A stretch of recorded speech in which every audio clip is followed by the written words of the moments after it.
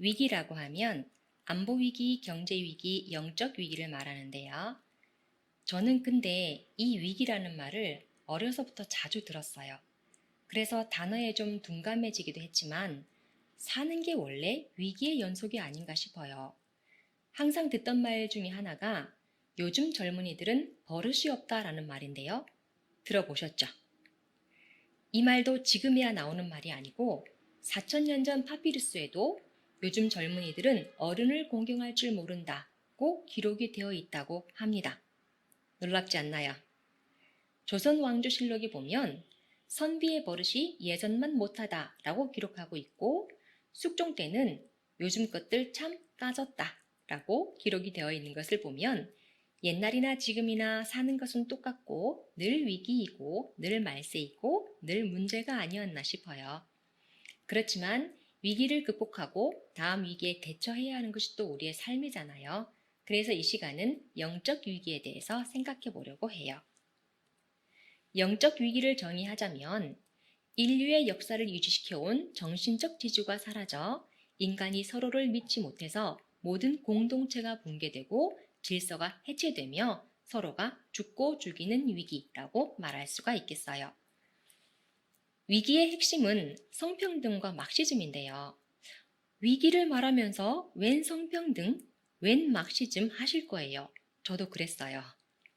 그러나 전체 강의가 끝날 때쯤이면 현 사회의 흐름을 바로 알고 올바르게 대처할 필요가 있다는 것을 이해하시게 될 거라고 희망하고 있습니다. 영상을 하나 보시겠어요? 2016년 미 대선을 기점으로 미국은 거대한 문화전쟁을 치르고 있습니다. 그것은 미국 크리스천들이 문화 막시즘을 미국민과 교회들에게 알리고 있기 때문입니다. 동성애, 페미니즘, 무분별한 다문화 정책 등을 옹호하는 정치인들에 대응하여 미국 크리스천들은 지구 최전방에서 문화 막시즘과 싸우고 있습니다. 미국의 타락은 마르크스주의자들이 교육계를 타락시킨 것이 주 원인입니다. 우리 대한민국 부모와 교사들도 이미 교육계에 침투한 문화 막시즘을 제대로 알고 강력히 대응해야 합니다. Right now, and this militant, it is an anti-Christian, anti-God, anti-traditionalist revolution. It's hardly the sexual revolution has a lot to do with it and how people live. The civilized world has been thoroughly saturated with Christianity for 2,000 years. Any country grounded in Judeo-Christian values cannot, therefore, be overthrown until those roots are cut. By targeting the family unit, the cultural Marxists knew they could eventually destroy the middle class of the United States. Why? Because the family unit is the basic building block of the middle class. 교사와 학부모들은 오래전부터 교과서나 출판물, 미디어와 매체들을 통하여 비상식이 상식으로 둔갑하고 윤리도덕과 질서가 무너지며 역사를 왜곡하는 등의 여러 가지가 잘못되어가고 있음을 알고 있었지만 진보 교육가들이 주장하는 열린 사고, 인권, 역사 해석 방법론 등의 그럴싸한 포장으로 가치와 상식이 몰락하는 과정을 받아들여 왔습니다. 지금 대한민국은 위기에 처해 있습니다. 이제는 침묵을 멈추고 가정의 교사인 학부모와 교사, 목회자 등 교육의 일부분을 담당하고 있는 사람을 누구나가 연합해서 진실을 알려야 합니다. 내레이터가 미국의 타락은 마르크스주의자들이 교육계를 타락시킨 것이 주 원인입니다 라고 말을 하잖아요. 그리고 안토니오 그람시의 목소리가 나와요. 그는 이탈리아 공산당 창설자인데 1937년에 죽은 사람이에요. 이미 죽은 사람인데 우리가 지금 목소리를 들을 수 있어요. 분명히 대단하죠. 그람시의 말을 다시 한번 읽어볼게요. 인류 문명은 무려 2000년 동안이나 기독교 문화에 흠뻑 젖어 있었다. 기독교적 가치에 뿌리를 둔 나라는 그 뿌리를 자르지 않으면 결코 전복시킬 수 없다. 문화적 마르크스주의자들은 가정을 무너뜨리는 것이 궁극적으로 미국의 중산층을 무너뜨릴 수 있는 길이라는 것을 알았다. 왜냐하면 중산층의 기본 토대가 바로 가족이기 때문이다. 라고 말을 합니다. 마르크스주의는 공산주의를 말하죠. 공산주의는 끝났다고 생각했어요. 소련이 붕괴되었잖아요. 공산주의 국가들인 라오스, 베트남, 중국 등도 점차 자본주의를 수용했고요. 그런데 끝났다고 생각한 공산주의가 어떻게 문화 막시즘으로 이어지고 있을까요? 공산주의가 사라지지 않는 이유는 이것이 사상이기 때문이에요. 사상의 시작은 유실론과 유물론인데요. 유실론은 신이 세상을 창조했다는 사상이고, 유물론은 신은 없으며 세상은 자연 발생했다고 보는 사상이에요.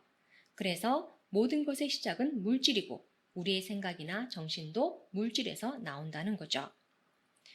사실 에덴 동산에서 인간이 선악과를 따먹지 않고 타락하지 않았다면 이런 사상의 분열은 없었을 거예요. 성경을 보면 에덴 동산에서 인간이 신과 대화하며 살았거든요. 신을 이미 아는데 신이 있다 없다는 논쟁은 있을 수가 없죠. 그러나 인간은 선악과를 따먹었고 절대성을 어지럽히면서 사상은 출발을 하게 돼요.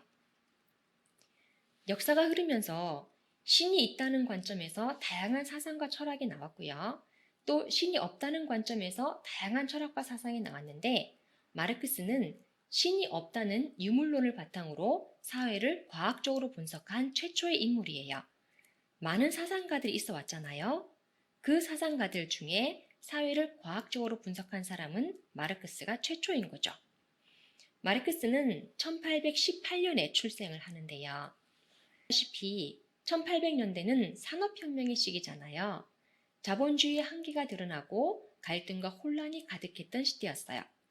마르크스는 유대인 가정에서 태어났는데요. 양친이 모두 유대인이지만 개종을 해요. 서구 기독교 사회에서 유대인으로 살아간다는 것은 대단히 힘든 일이었는데요.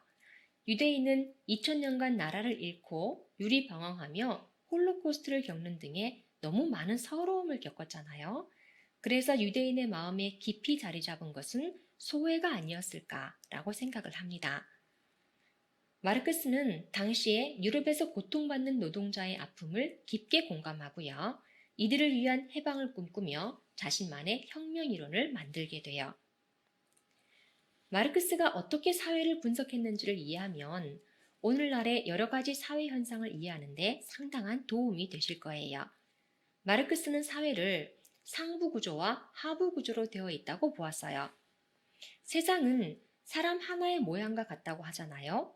사람을 보면 세상을 알 수 있다는 건데요. 인간이 마음과 몸으로 되어 있는 것처럼 세상은 보이지 않는 정신세계와 보이는 물질세계로 이루어져 있어요. 마르크스는 이를 상부 구조와 하부 구조라고 규정을 했습니다. 상부 구조는 문화, 정치, 법률, 과학 등의 정신적 구조를 말하고, 하부 구조는 그것을 지탱하는 물질적 요소, 즉 경제라고 봤어요. 그런데 문화나 정치, 법과 같은 사상은 경제에 따라 변한다고 봤거든요. 그러니까 중요한 것은 경제죠. 이 하부 구조는 또 두 계급으로 나뉜다고 봤어요. 생산수단을 가진 자본가와 노동수단을 가진 노동자로 계급화되어 있는 거죠. 생산수단은 돈이나 토지, 공장을 말해요. 자본가를 부르주아라고 불렀고 노동자를 프롤레타리아라고 규정을 했습니다. 마르크스가 보기에 자본주의는 자본가가 지배자로서 노동자를 억압하고 착취하는 구조였어요. 자본가는 생산수단이 있잖아요. 그 생산수단을 통해서 계속 부자가 되는 거예요. 노동자는 그런 부자에게 착취당해서 점점 더 가난해지는 거죠. 그렇다면 어떻게 이런 갈등, 억압, 부조리를 없애고 평등한 사회를 이룰 수 있을까요? 평등한 사회를 이루려면 계급을 없애야 하고, 계급을 없애려면 경제가 평등해져야 해요. 그래서 자본가에게서 생산수단을 빼앗아 노동자가 공동으로 소유하는 거죠. 부자와 노동자의 경계가 사라지면 계급도 사라지고 인류는 평등해진다라고 생각을 했어요. 그래서 공산주의 사회로 가는 과정에 노동자들의 혁명이 필연적으로 일어날 수밖에 없다는 거죠. 여기서 우리는 세상을 바라보는 기본 틀, 프레임을 알 수가 있어요. 바로 지배와 피지배의 권력 관계라고 하는 거죠. 인간관계는 이렇게 지배와 피지배의 관계인데 그 둘은 갈등과 모순 속에 서로 싸우는 관계이고요. 두 계급 간의 평등한 관계를 이루려면 평화로운 방식으로는 불가능하고 투쟁과 혁명이 필요해요. 역사는 이렇게 계급 투쟁으로 이루어져 왔다고 명확하게 규정하고 있는 거죠. 이 프레임이 오늘날로 이어져 왔어요. 기업주와 노동자만 계급인 것이 아니고 남자와 여자도 계급인 거예요. 성인과 아동, 이성애자와 동성애자, 기독교인과 소수종교, 국민과 다문화, 선생님과 학생. 한쪽은 지배자 계급이고 다른 한쪽은 약자로서 피지배자 계급인 거예요. 강자가 약자를 비판하면 혐오이고 차별이 되고 약자가 강자를 비판하는 것은 정의가 돼요. 요즘 혐오 프레임, 혐오 세력이란 말을 종종 들으셨죠? 혐오 세력은 약자를 탄압하는 무리라는 의미로 사용하는구나 라고 이해하실 수 있어요. 가정도 같은 프레임으로 분석을 하는데요. 엥겔스가 말하기를 가족의 역할은 농업사회에서 노동력을 제공하는 것이었다라고 말을 해요. 또 지배계급이 가족을 이루는 이유는 재산을 상속하기 위한 거였어요. 재산을 상속하기 위해서는 자녀가 어떤 남성의 아이인지가 중요하죠. 그래서 여성의 성을 통제해야 할 필요성이 생겼고요. 일부 일처제나 일부 다처제가 생겨나게 돼요.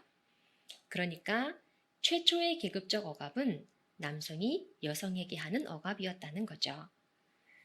그리고 자본주의 사회의 착취, 억압, 퇴폐, 부조리 등의 악면을 고발하면서 자본주의 사회를 타도하는 혁명이 끝나면 영원한 자유의 왕국이 도래한다는 사상, 인간의 이상이 실현된다는 사상은 청년들의 정의감을 자극해요. 그러면서 많은 젊은이들을 매료시키게 되죠. 그 사상을 수정 보완하면서 다수의 계파가 생겨났는데 그 중에 네오마르크시즘, 즉 프랑크푸르트 학파를 기억해 주십시오. 다음 시간에 뵙겠습니다. 감사합니다.